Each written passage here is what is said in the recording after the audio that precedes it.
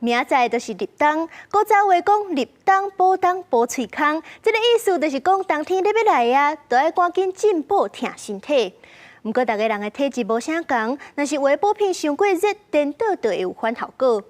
亲像伫咧台中，就有民众是连续食3天的羊肉炉，皮肤就严重过敏，佮补一大堆条啊。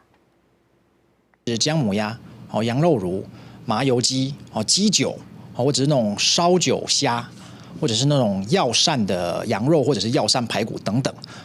因为季节的关系，它天气冷嘛，需要御寒，所以它里面都会加入比较多辛香料的一个中药材。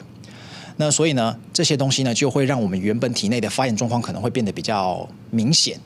所以如果本身体质燥热的话呢，就不适合多吃这一类的一个药膳。